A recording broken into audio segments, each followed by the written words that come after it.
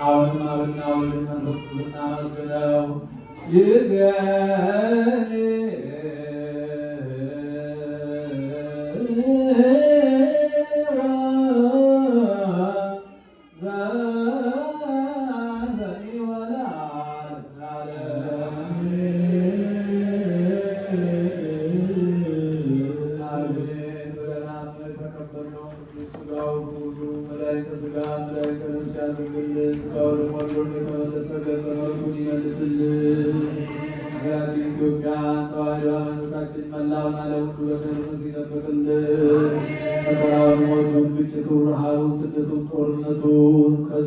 ከዓለማችን ከሀገራችን ያስወግድልን።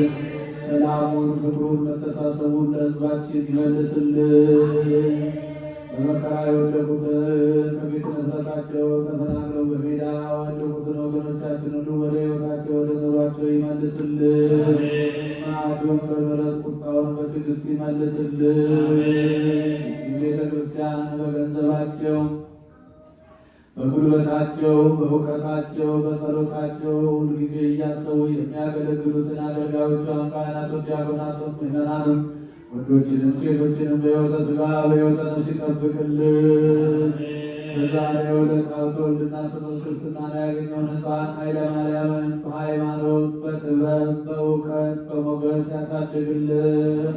ቤተሰቡን ሁሉ ይጠብቅልን።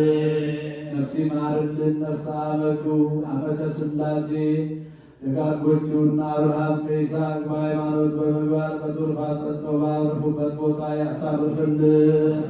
ቤተሰቡን ልጆችን ሁሉ አምላካችን እግዚአብሔር በቸርነቱ በረድኤቱ ይጠብቅልን።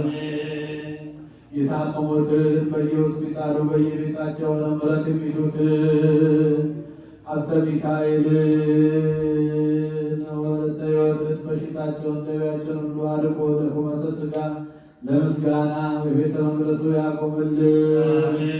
ከሩቅም ከቅርብም መጥታችሁ በዚህች ቅድስት ቤተ ክርስቲያን ያቀረባችሁትን ጸሎታችሁን፣ መባችሁን፣ ልመናችሁን ተቀብሎ የየልቦናችሁን መሻት ይፈጽምልን።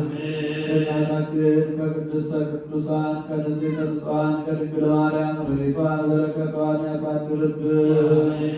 ከሊቀ መላኩ ከቅዱስ ሚካኤል ከጻድቁ አባታችን አቡነ አረጋዊ ከቅዱስ ጊዮርጊስ ረድኤት በረከት ያሳድርብን። ለብርሃነ ልደቱና ጥምቀቱ በሰላም ያድርሰን።